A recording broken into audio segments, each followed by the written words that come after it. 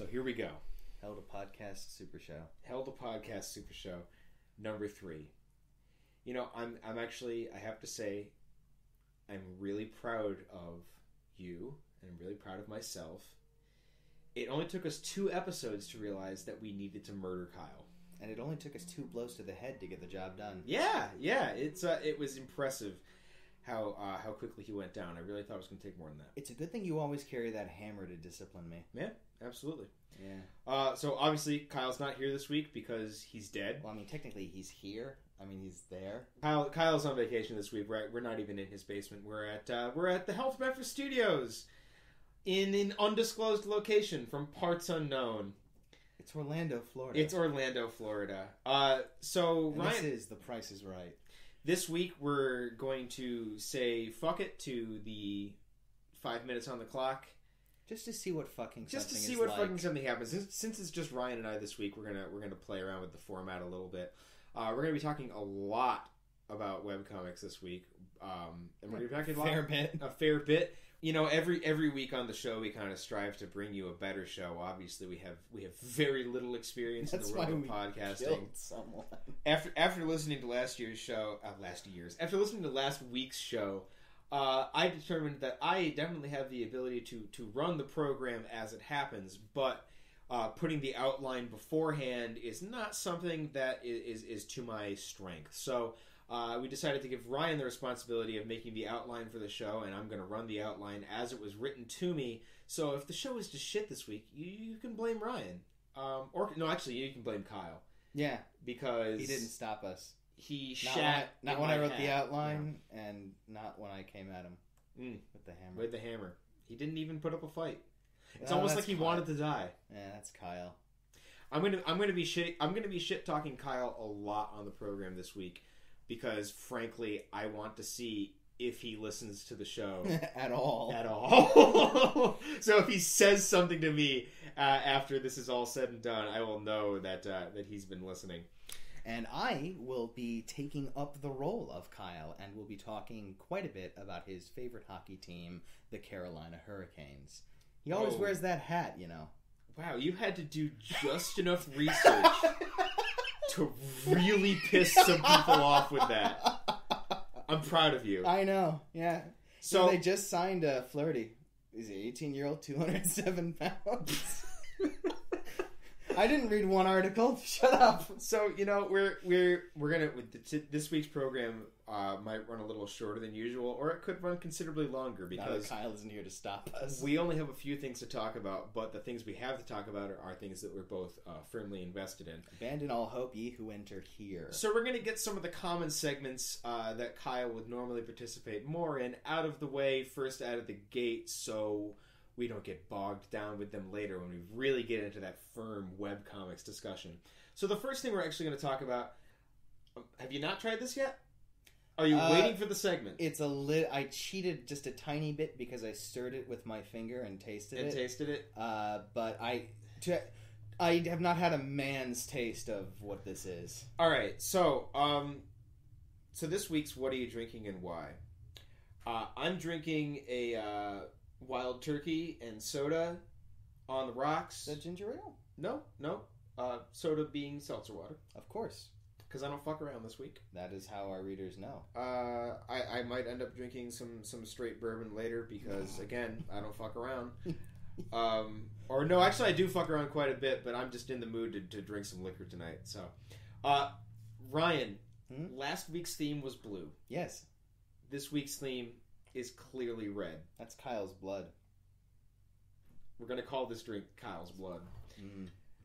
Please explain to us what are you drinking and why. Okay. Past 2 weeks I've made 3 drinks, and in each time I've done what is essentially called a suicide, and I am very disappointed because I have committed suicide 3 times and I am still not dead. They've actually been surprisingly good each time. So I have made an... Check your old podcasts for Ryan's past drinks to see that I'm not dead. Fuck off. Yeah. So this week I figured out what I was doing wrong, and it was for all my zany themes. What I was essentially doing was picking different types and colors of sugar water and mixing them together. It's really no surprise that they tasted okay. When you mix sugar water with sugar water, it still tastes like sugar water. Yeah, just bluer. So this week... You've taken a bold turn this week. I have to say, I cheated a little bit because we're at my house this week. We're in Orlando, Florida. In Orlando, Florida. I was at the bar when he took out the ingredients. I saw them ahead of time. I think we're in for a treat this week. So it starts off with Mountain Dew Kickstarter because I worked today and I'm rather out of shape. The second ingredient is I think it was Honest Aid. I think that's the brand name, and it was pomegranate. I always mispronounce it. It's acai ashi. God. I actually did know the appropriate pronunciation at one time, and it's nothing like you think it would. I think it is really something like acai or something like that. Pomegranate fap. And yeah, there you go. The final ingredient is where I stopped fucking around. It is V8 vegetable juice. We're gonna make this shit red. We're taking it live. And since we're at Ryan did not bring liquor with him. He only brought mixers with him. I never. So we poured wild turkey into this. Yeah, we did.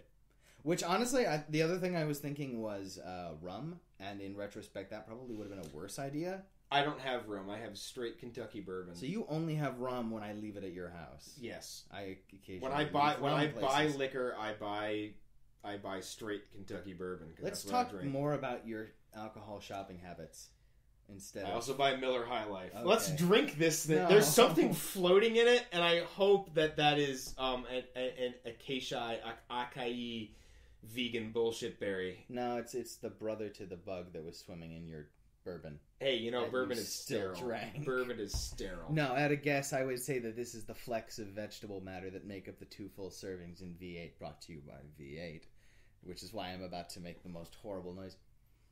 Okay, this one... I'm going to get to try this. I can't wait. This one is unfortunate because I can smell the hint of vegetable, and it smells of tomato. It smells of something fresh and liquory, and then spaghetti sauce. So let's give this a shot. I am the very model of a modern major general.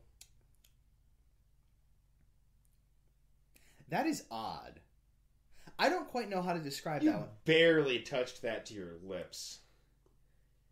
Be a man. And how much more of it would you like me to drink before I forced you to drink some? Give me some of this. Yeah. So this is tell them your thought. Oh my god, this has got to be from the V8. There's just shit floating in this. It's vegetable matter. It's very strange because it's I had the same reaction that you did. It's like smelling spaghetti sauce almost. It's the V8. Yeah, it tastes. It's very strange. It's actually a very mild taste. It's slightly sweet with just a little bit more of a body to it, I guess is how I'd put it. This is a very. It's what I would refer to as a college mixer. Because I don't know if you recall, not necessarily like a thing that college kids would use, but that's a drink that you would drink in college and be like, oh yeah, I can totally drink that. It's subtle, but terrible. The subtlety, that's a very the subtle note is a subtle note of terrible. Like that is not good at all. It's not a question of is this overtly offensive? No, but it definitely. It doesn't bear down on your tongue with its awfulness, but it bears down on your mind with a I can't afford better. This was you've done it. You've made a bad move. But truth be told, I haven't made it bad enough because I'm still going to drink this entire thing and not have too much trouble with it. Tune in next week as I don't know, rubbing alcohol and shoe polish. The theme of brown. So let's talk about Hell to Breakfast this week. I know you have some things you want to talk to me about, and I have. So this is we're gonna try to format this. Since when I talk about my own work, I tend to ramble. Right. So I'm going to turn the reins over to you for this. You ask the questions, and I will answer them. All right. Listeners of last week's podcast may have noted that I mentioned that the characters that we see in the current pound on the table. I knew as soon as I did it. The characters that we're seeing in the current Hell to Breakfast arc are all 3 of them are taken from either works that have already been done or works that went into the planning phase but didn't really get much further than that. So, and all of them, because I've seen concept sketches for all of these characters moving forward, what goes into your process when you are visually designing a character? Because you've had characters now, I'll say it, Roosevelt and Pierce. Pierce. Thank you. I always blank on his name. It's because I changed it. That's probably why. Did Roosevelt used to be the guy's name? No, that was always the other way around. Okay, Roosevelt. They were both U.S. presidents, but right. But Pierce used to be a different name that has been used in a different context by me now. So Roosevelt and Pierce, in their original project, were going to be thieves. They were going to be like jewel thieves, and up to this point, don't give too much away about that. They're not going to be jewel thieves anymore, but don't give too much away about that story because it might still happen. I'd love to see it happen. Yeah. I loved everything we talked about on that one. They won't be jewel thieves anymore, but that and they're not jewel thieves now. So what goes into you originally designing a character based on the role you want them to play in a story? Well, and it's funny. I'm not laughing. I guess it's not funny. Okay, good. It wherever I design characters, somebody you've asked me before, do I design the concept of the character first? Do I design the kind of dialogue I want them to speak first? Or do I start with the visual design? And it differs. A lot of times I will come up with a monologue that I want a character to have. So we're starting pure text then. Yeah, a lot of times, not even text. When I do a mindless task like mow the lawn, or when I'm in the shower in the morning, or when I'm ringing a register. That too. I know how you feel. I will come up with some conceptual stuff or some kind of monologue that I would like a character to have at some point. And so when the stories, that's typically where the stories get their start, is I'll have a monologue that I want to fit into a story, and I'll build the themes of the story around that. And then I'll fill some characters in. Mm-hmm. And typically, that initial story will never happen. Okay. Does the initial monologue happen? The initial monologue will typically happen in some form. Sometimes it gets split up into dialogue. Sometimes it gets erased entirely and gets sent into the subtext. Okay. Sometimes the monologue essentially becomes a brief for the story in its whole form. The characters typically tend to stem from the story. If the story doesn't happen, and I like the characters that I created to go in it, they'll get sidelined and they'll get absorbed into something else later. Now let me stop you there, because from what you've told me thus far, this monologue that you come up with serves as kind of the seed for the story. Yeah. From that grows these characters. If you're repurposing them for other things, they're coming from what I assume is a different monologue, a different seed that they're being slotted into. So what about them is retained? Is it a sense of their voice? Is it a visual design you liked? The visual design always comes later. Okay. Whenever I try to design a character from a visual standpoint, I typically come out with something fairly bland. It tends to be weaker. Yeah, and I don't. It's something I usually end up abandoning. What happens is I will create a monologue, and then I will create a character who can say the monologue, and then I will create characters who can receive the monologue, and so the characters don't change so much as their circumstances change. So when characters get taken out of one story and put into another, their core personality traits don't change. Okay. They might change vaguely based on their situation, but for the most part, I have fleshed out how these characters would react in a myriad of situations. Okay. And so the characters don't have to do a whole lot of work to fit into a new story. They've already got their standpoints and their beliefs that they have and they hold, and it just becomes, well, here's a new story and here's a new situation. So here we have these characters. How are they going to react to this situation? Okay. And so it really does end up flowing very organically. It's just a lot of cut and paste to get to that point. So I would say then it flows organically, because this is something that I'm actually surprised to learn, mainly because I don't tend to think of your entire writing career background. You have a wardrobe of characters available, don't you? I think the mistake that I've been making is the characters that have become Pierce and Roosevelt are the ones that I've heard you speak about most recently. So it looked like it was a linear transition. But thinking back, I know you have a lot of other characters, so you're just picking and choosing. I have a bad memory for those sorts of things, so I keep a lot of notes. I would go so far, judging by the current projects that I'm working on right now, and I have the mouth story that I'm working on, the comics, and I have a couple things cooking up that are coming soon. I also have my novel that I've been working on. I would go so far as to say that I had a wardrobe of characters. They've more or less all been used at this point, but good. I am also certain that I have notes for things that I've forgotten about. That when I do decide I need something new, I'll be able to go back into my sketchbooks and into my notes, and I will find something that I forgot about. You are probably going to edit this out, but I have to ask: didn't you have a character who was essentially a cloud miner? I did. Yes. And her little robot friend. Yeah. Yep. God, I loved those character designs. That was a very That was a character design. That was a very fanciful sort of. That was a very allegorical kind of story that. So would you say then that character is a little too tailor-made to that setting? A little bit. Okay. That was very little character and very much setting. So if you ever did happen to see her, it would be in that specific story that I talked about. And I'd honestly just chalk that up to the point in the process where you just kind of moved on to other things, because you've already talked to us now. Context is a lot in terms of how the voice gets represented.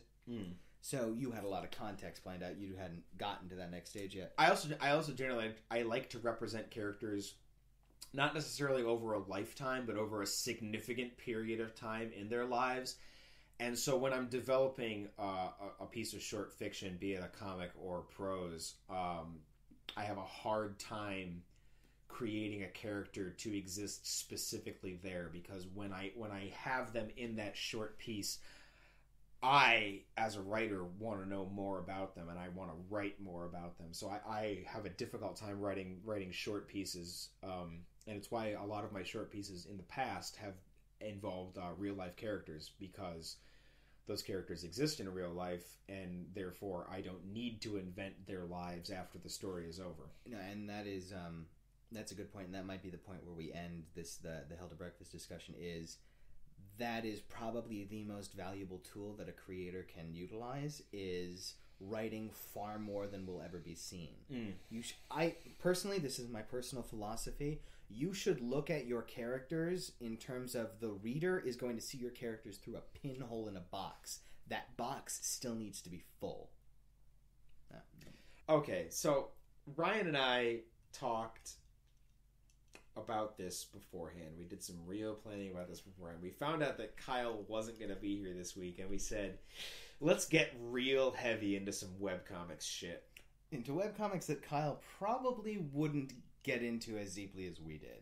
So Ryan told me that I needed to read Riceboy. I told Ryan that he needed to read the entire archive of Emily Carroll on her website, dmcarroll.com. To be fair, this is the third time I've told you to read Riceboy. Yes, it is. But so I finally read Riceboy. I reread Riceboy for the third time. And Ryan read all the Emily Carroll stuff. And so now we're going to talk about those things. And these two comics provide interesting comparisons.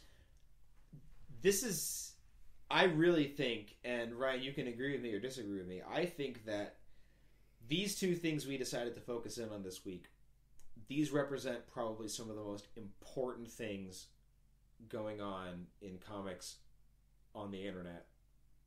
Yes, I would say that right now.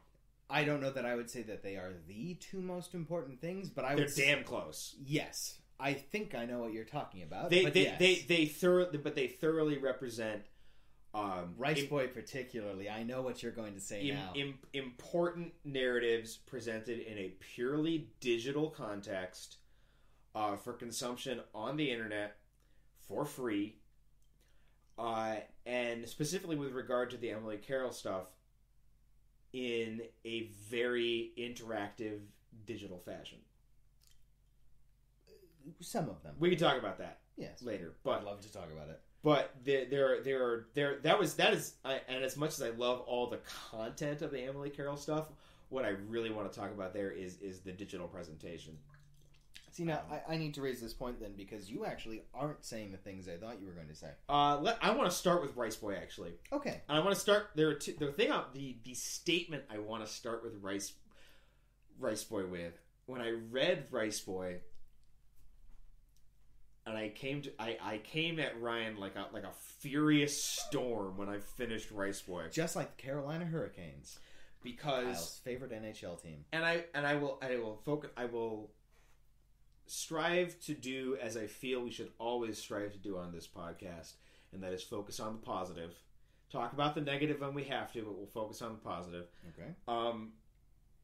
When I read Riceboy, my first thought at the end of it was, well, there was a certain catharsis there, but immediately after finishing it, I was very happy that I had just read this great comic. Then I was very sad that this kind of comic is not more common. And then I was very angry that it is 2014. This comic wrapped up in 2007. And was written from 2005 to 2007. It is one of the best, if not the best comic I have read on the internet. This was the first I had heard of it. Riceboy is something special. Before we go into it, this is not the first I had heard of it. This is the first I had actually read it. And to be fair, you'd only ever heard of it from me. Yes, and I think that's deplorable. I'm sorry. No, I'm not, but that I had only heard of it from you, and that this is not world famous, talked about all the time. This is a really important kind of thing that was going on. Ryan, give us the basic rundown for what's going on here. Okay, because we've been talking about it, and I did want to give some kind of summary. What Riceboy is it's an epic fantasy. It bears similarities to something of the scope of Lord of the Rings, but it takes place in a less concrete, more surreal, almost much more innocent fantasy world. What it is it follows I won't even call them adventures. It follows the experiences of the main character, Riceboy. They are adventures. I suppose they are. They are adventures. It follows the character Riceboy. Specifically with regards to the ending, they are adventures. And the side stories that are going on. Riceboy is informed by this very mysterious figure called the One Electronic. If you've read Saga, the One Electronic is Prince Robot before Prince Robot existed. He's got a bit of a sleeker design, too. He does. And he's he's a very similar visual style. He has a screen for a face, and that screen will display images that range from old Disney cartoons to black and white television screen caps, things that echo the emotions his character is displaying. The One Electronic informs Riceboy that he has been given a task, and he's been at it for over 3,000 years. He is looking for someone to fulfill a prophecy, and he believes that Riceboy is this fulfiller, and that is the title they keep referring to Riceboy as throughout the events. Riceboy very politely declines. He doesn't want to be this fulfiller, but the next day he leaves and says, well, maybe I'll just go a little bit down the river. It's very much Frodo Baggins. It's Frodo Baggins, including up to and including his slightly overweight hapless helper. Gerund is the name of the character that he meets on the way. One of my favorite Gerund lines, just a side note, is because Riceboy takes a boat down the river because that's what the One Electronic told him to do. And when he wakes up, this character, this portly, spiky, haired character, Gerund, is in the boat, and it's eating all his food, and he says, "I'm sorry, I thought you were dead." But one of the lines that comes up very shortly is like, "Dang, man, I ate like all your food." So we're not going to talk about the specific we're not going to talk about the plot outline or any plot specific. It's almost a string of vignettes. No, what I'm going to say is that if you haven't read Riceboy, I would recommend you stop this podcast here and go read it. It will take you about 2 hours. Yeah. And then come back, because I don't want to bog down in the details, plot points. I want to talk about themes, and I want to talk about very specific things that if you don't know the plot, you probably won't be able to understand. But let me just say this. I've read it 3 times now, and I am cheap as hell, and I still bought the $34 book immediately after finishing it. It's very good. So I'm going to go down the bullet list here. Go right ahead. Go right. We tend to be verbose, so we're going to try to be as brief as possible. So, Ryan, you had asked me, did you like it and why? It's a very simple first grade question, but it bears asking. I absolutely loved it. When I first started it, it felt too simple. Yeah. It felt remedial, almost. The art style is... it's lush, but it's fairly crude. It's crude, but in varying degrees, even in one scene. Yeah. Riceboy is an incredibly simple character design. He is a chess pawn with 2 circles drawn for eyes. And wow, what a summation of his character. Yeah. Evan Dahm is the author and illustrator. And he's very good at that. It is not a comic that I think would ever get picked up by a mainstream publisher. The chapters are like 7 pages. It would be difficult to pitch to any kind of publisher. It would be difficult to, given the material, it would be difficult to demonstrate the value in a pitch meeting. But it draws you in, and you do get very attached to these characters, and they express very simple emotions very simply. I think perhaps the 2 characters that follow really any complex sort of arc are the One Electronic and Angel Eye. I guess I could agree with that. I would say that Riceboy does follow some kind of arc, but it only picks up towards the end. Riceboy is always very simple and to the point, though. There's very little complexity there. I will ask this: are we now making the assumption that the listener should know that we're going to say spoilers? I would say that Riceboy is not a one-note character throughout. When he meets I guess I'll call him I'm not saying he's a one-note character. I'm saying he's a simple character. He is, and I think that starts to be a burden to him towards the end. When he meets his family, he meets a point where he can't process the information anymore. When all those other Riceboys got butchered, that was sad. But because it was something I noticed on this 3rd read-through, is if you go back towards the end and you read Riceboy's dialogue, it suggests a sort of awareness of what is going on. He calls out Spatch, is the lines that I'm referring to, and he's saying shit to Spatch. And there are lines that you wouldn't necessarily expect Riceboy to say unless that was a real change to his character. So, but I don't really see the changes in Angel Eye. I see revelations for Angel Eye. More is uncovered of him as you go on. I think that Angel Eye has already had... I think that the complexity in Angel Eye is that he's really already had his arc. When the story picks up. You need to uncover it. God, the apothecary sequence. It's rough. It is. It's his sister, man. It's rough. So specifically what I want to talk about here is the art style, because the art style, I think, and it's something that can be a barrier for webcomic creators, is developing their art to a point where they're satisfied with it. And this is something that I've struggled with quite a bit, and I know I talk a lot to my dad about these things, and my dad does not have quite the same level of appreciation for the medium that you and I do, and that probably most of our listeners do.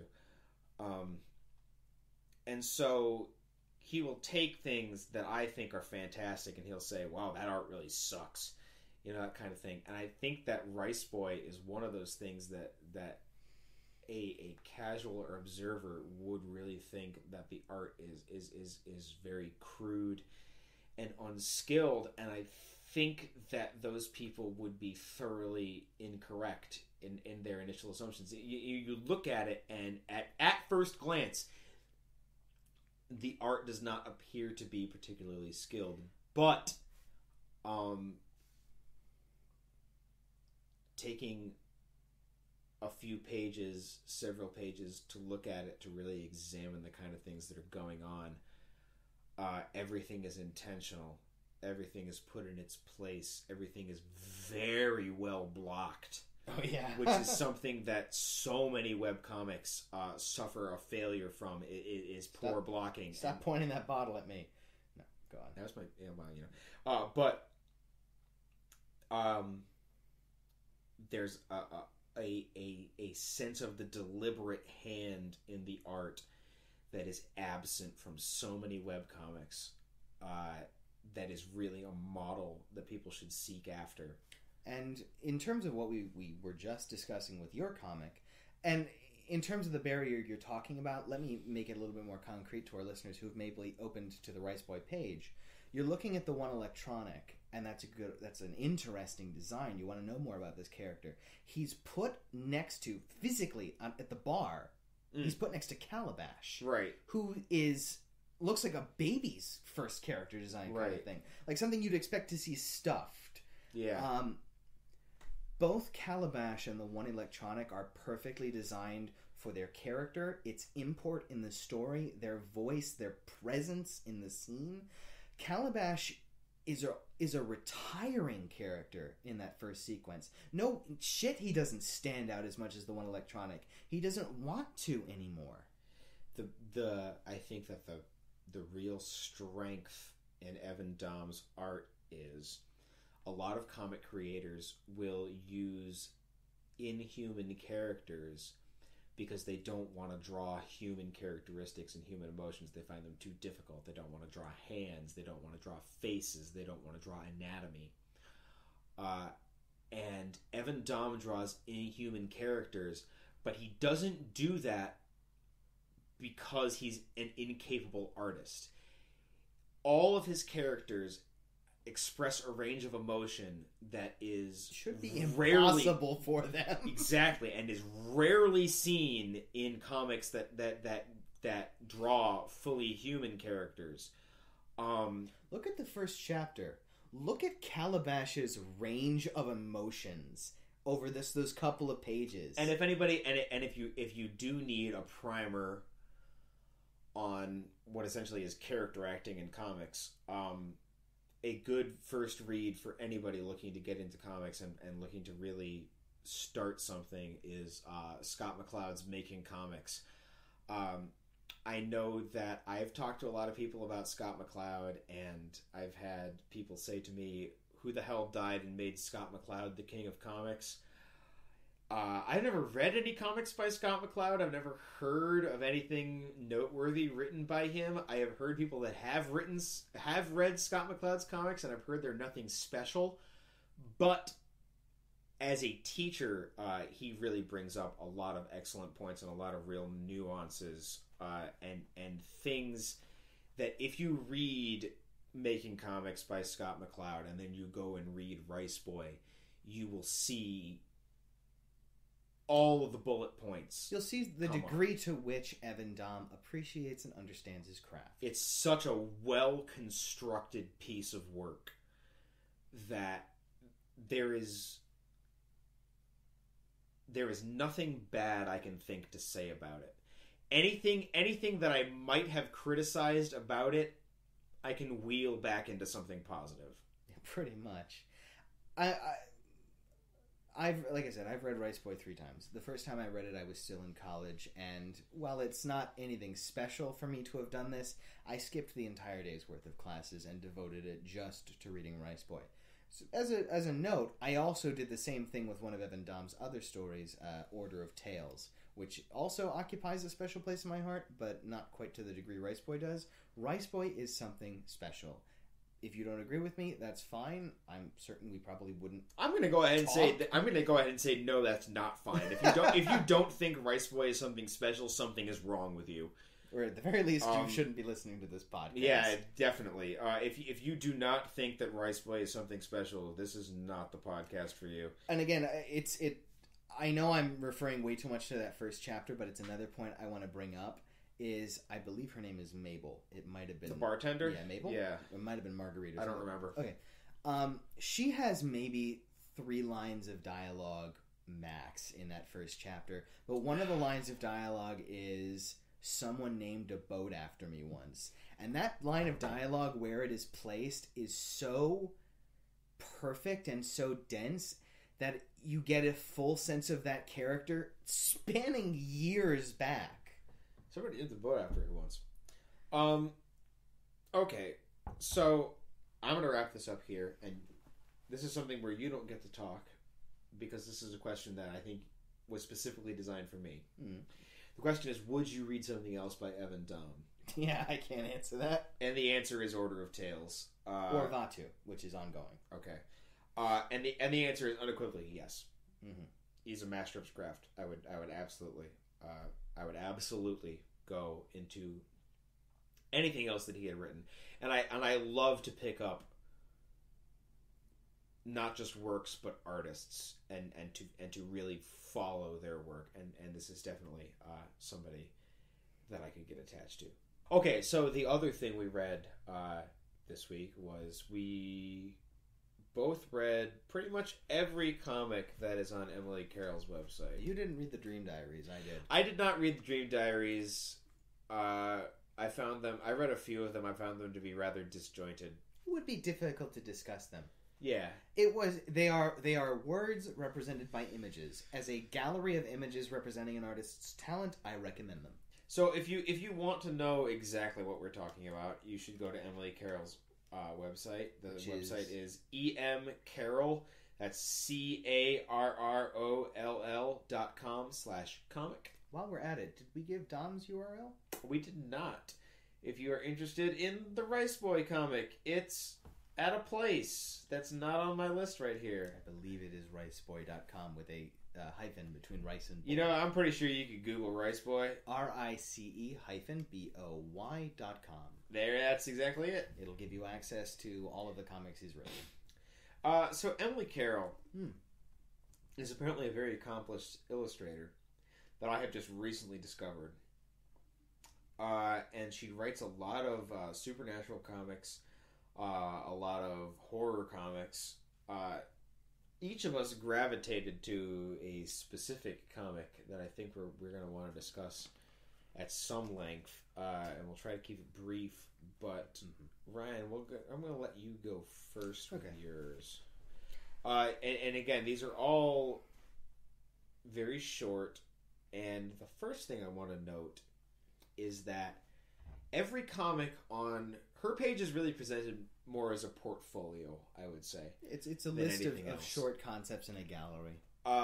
And each concept really comes to life in a very uniquely digital fashion that I think would be extremely difficult to produce in any other medium. And that's the kind of thing I think is really important for people working on the web today is don't just make... If you're going to say you're making a webcomic, and this is why I don't like the term webcomic, because for the most part, to most people, webcomic means a comic that was not good enough to be published in a print format and therefore is on the internet. It has the connotation, did not hack it. Yes. What you should really mean when you say webcomic is a comic that cannot be properly consumed in any other fashion than on the internet. And that is a lot of what Emily Carroll is doing with her comics. There are stories that require you to scroll in a unique fashion. There are stories that require you to not really choose your own adventure, but the outcome in order. There's a specific order. Things happen in a different order depending on what you click. Things happen in a different fashion depending on what you click. It becomes an interactive web-based experience from a comic. And it's not just a comic on the internet. It truly is a webcomic. And not in the derogatory form that is so often applied to these things. In the connotation that it adds an extra dimension which the artist is making full use of. And that is what I think is most important formally. As far as content goes, there's also some really cool things going on. And this is where I'll let Ryan talk first, because we each gravitated to a specific story in her archive. I actually gravitated towards several. I can't recall the name of it, but is it the Snake's Three Leaves? Or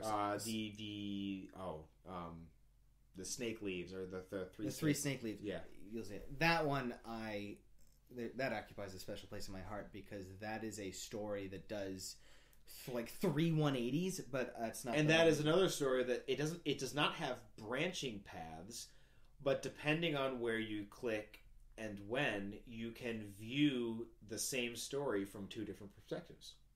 I don't know if you discovered that. I was not aware of that, so I'm going to have to go back to that website. You can go back to that story, and you can read that story from there's a starting point, and then you get to a point where you can click on either the prince or the princess. And the dialogue is exactly the same, but each one has their own perspective for how the story finishes out. Okay, I'm actually going to have to go back and do that. But the one that I wanted to talk about, and unfortunately I don't know how well it fits into what you're saying here, but there's a story on her side called Out of Skin. Yes. Yeah. This is very good for I don't know if it's for exactly what I want to talk about, but it's very good. No, it does fall in line with what he's talking about, because there is this added dimension. There's a parallel in the story that I am going to talk about after Ryan. There are moments, specific panels in Out of Skin where they're flash panels. They flicker to a darker perspective, as though reality is being And if shifted. you haven't read Emily Carroll's material, it's very quick and easy to do. It's even quick and spoilers coming, obviously. It's quicker than Riceboy, I promise you. So Out of Skin is the story of a woman who goes outside her little cabin where she lives all alone in the woods, and God, those woods. Well, you don't. If they've read the story, you do not need to. That's true. Summarize it. All right, that's a fair point. Assume they've read the story at this point. Okay. Go read the story. emcarroll.com/comic. I'm not fucking kidding. If you're listening to this podcast, you should be reading webcomics. The art in this comic is what seized me. She's a truly brilliant illustrator. It's not even that there's no line that she's unwilling to cross. It's that she crosses all the right lines at all the right times. You are sickened along with the character as you see what her house has become. You are sickened in contrast to the character as she tries to go about her life as normal. And when the ending of the story comes and all of the problems she's dealing with vanish, you are further disconcerted by this idea that the problem never goes away. That evil once loosed in the world is without rest. It's really the difference between, a true horror story and a torture porn. Exactly. Because there's a lot of really graphic horror going on, and yet it doesn't feel excessive. It is not created for its effect on you. It is created to make the effect on the main character believable and organic. And so, for those of you who have not gone to read the webcomic, because I'm certain there's a few of you, and shame on you, the story is essentially, it's a woman who lives in a cabin in the woods and who discovers a pit of bodies on her doorstep and buries them, making her complicit in whatever this crime was. And so these bodies eventually grow into a tree skin and leaves that are hands. It has skin for barks. It bleeds when she tries. And she tries to chop it down, and it bleeds, and she loses her nerve, and she can't chop it down. And so then the spirits of the women who were buried in this hole take over her house, and every aspect of her life becomes this visceral expression of murder, and her chairs turn into a horrible arms and severed bodies and torsos. Her soup becomes blood with teeth floating in it. Like her bowls are murdered, severed hands clinging to each other. Yes, and so it's gruesome beyond all belief. And there's the degree to which the gruesome becomes commonplace is really the strength of this story. And it really brings it home at the end. And you need to go emcarroll.com/comic. You need to go read this. And this is fairly recent stuff too. All the stories on the site are between 2010 and 2014. Yes, so this is fairly recent stuff. And a truly brilliant illustrator and writer is Emily Carroll. Mm-hmm. I mean, if we wanted to sum up her entire strength, it is in the vast majority, all of her stories, I'll say, she creates a surreal environment that makes you feel that you are safe because it is distanced from the world you live in. She's got a lot of things she calls fairy tales that are horrific. Yeah. When those last pages come, when those last things happen, and you realize that you are frightened, that is a strength of the story. It's not, oh no, I live in a house. What if my house turned evil? So it's kind of funny that I talked so much about the web-based media, and neither of the stories we chose to focus on really took advantage of that. I mean, I would say that mine does to an extent. If you've read it, you'll notice that there are moments where it flashes between the regular house and the murder house. Yeah, okay, you're right. There are some gifs. I say gif, not gif. The one that I want to talk about is His Face All Red, which was my starting point when you recommended her to me. Yes, it was this is how I discovered Emily Carroll. I read a comic on another site that was a dime store ripoff of His Face All Red, and in the comments on the comic, someone noted, "This is a dime store ripoff of His Face All Red by Emily Carroll," and they gave a link, and so I followed it, and it really was. It was a dime store ripoff, and this is a fantastic comic. And if you haven't been to the site yet, and we've been talking about this for so fucking long, and I know there are still some of you out there that haven't gone yet, and what the fuck is wrong with you? But this has been Why You Mad. This has been Why You Mad, yeah. So this is a comic about a man who... This comic starts off with a man describing his brother. And he describes he's in a pub with his brother, and he describes every aspect of his brother, who's this very well-known, well-liked individual. And he describes every aspect of his brother, and he says, "But this man is not my brother. How do I know that? Because I killed my brother last week." It's a very interesting inversion, because the two brothers, as they're presented, are kind of the reverse of Cain and Abel, as you'd expect the events to work out. Absolutely. Abel kills Cain in this story. Yes, and there's really not a whole lot to say about it beyond the skillfulness of the narrative. The creeping terror. It's the creeping terror, absolutely. And as the same thing that happens with a lot of Emily Carroll's work is, I don't want to say there's no resolution. There is resolution. There's resolution, but it's not the good. It's not the good kind like you want. It is resolution in the sense that the story moves along a path, and there is a point where the path stops, and you keep walking, and you don't even realize you're walking until you realize where you're at. They don't end with the full ending. It's an extremely apt representation of jealousy This is His Face All Red specifically. His Face All Red, yeah. It is an extremely apt representation of jealousy right up to the very ending of the story, because this man and his brother go into the woods to hunt a beast that has been killing their sheep. So yes, so the narrator's brother kills the beast, and then the man realizes that his brother is. They killed the beast together, quote unquote, but his brother is going to get all the accolades. So he decides he's going to kill his brother and say, "I killed the beast. Unfortunately, it killed my brother first." And so he's well loved. But then the brother comes back and says, "Oh, it only injured me. I managed to get away." But of course, the man has killed his brother, so he knows that something is wrong.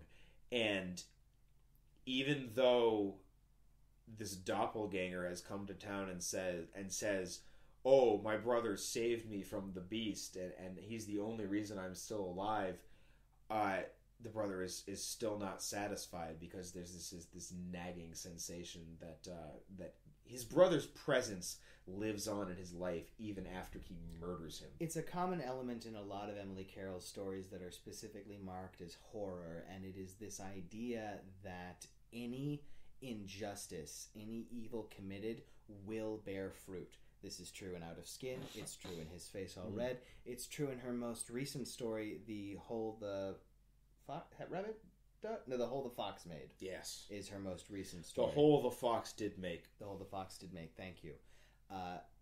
This concept of evil will out, always. It's a classic idea. It's the telltale heart. I'm sorry, I interrupted you. No, you really didn't. You took it home. So we get a couple bullet points here that we want to touch on, and then we're going to trail off. I think so. Just into slumber. We We hope you're asleep too. Listen to us right before bed for maximum effect. We're going to do some whispers later. Call your doctor for a podcast lasting longer than 4 hours. No, I'm sorry. I lost you there. So, what do you feel is the major strength of Carol's style, and why is it so versatile? Working in both fantasy, horror, lighthearted, dark/twisted. Questions you wrote to me. Thank you, Shatner. Speaking specifically, what I was referring to there is her artistic style. It works well in fantasy, even pure fantasy, because there are some things that don't end in vicious murder. A few. Half of one. The reason her style works so well is it tends... I can only assume this is the way she makes her comics, is she does ink work and then she overlays the backgrounds with these riots of color, these beautiful swatches of patterns, and it makes the entire image seem so vibrant, in such stark contrast to itself, that when placed in a fantasy concept, you truly feel you're in a fantasy world. When placed in a horror context, you feel like everything is too loud, too sudden, too strong. I would actually tend to disagree on your assessment of her process. And this is just knowing. I don't art. This is just from knowing what Chips's process is. I would think the inks come last. So I think that she works in a very digital painting style. But the effect is the same. The effect is the same, yes. The effect is definitely the same what you're saying, but you said the inks came first and then she kind of adds the colors. And I think that she has a feel that she goes for, and then I think that she definitely creates digitally, but I think she does it like a painting. That's fair enough. I can't really speak with any kind of expertise. That was just my gut.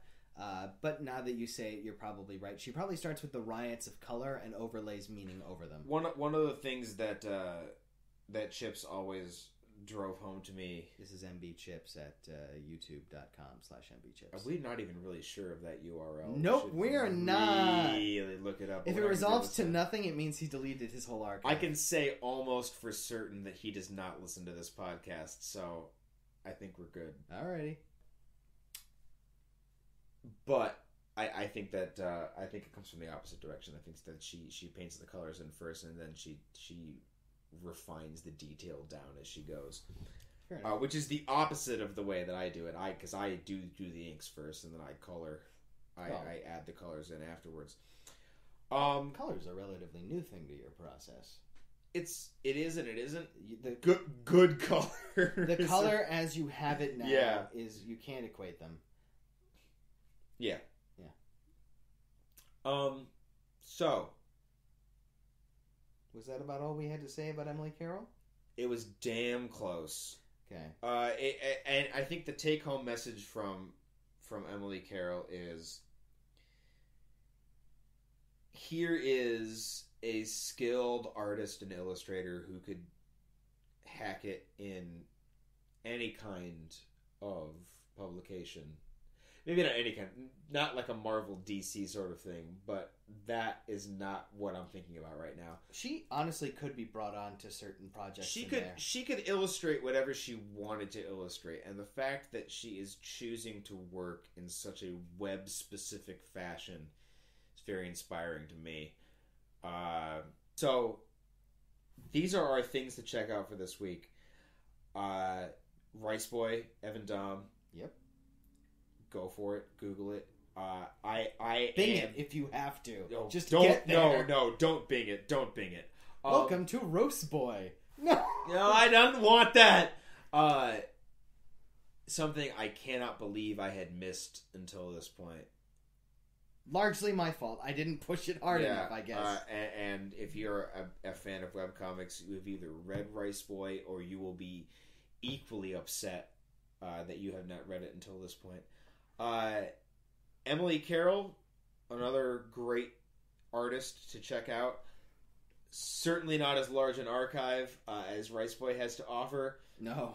But very poignant work, very skilled work. You could read Emily Carroll on a lunch break. It really, in an afternoon, and not even a long afternoon. So definitely go check these things out. Mm-hmm. Ryan and I ended up talking a hell of a lot more than we planned to today. Kyle will obviously be back next week. Yeah, once the spell takes hold. We will have a lot more things to talk about. We'll be talking about Saga next week. So if you like Saga, we'll be there. Or if you like Saga, we'll ruin it for you. Yeah! We'll also be talking about True Detective and perhaps some new things and almost certainly SummerSlam either before or after. So... Mm-hmm. That's the ball game, I think, for today. So, for the Health Breakfast Show, I'm Brendan. I'm Ryan. And we're signing off. Alrighty. Thanks for joining us. Next week we'll have Macklemore on the program. And his douchey haircut. Alright.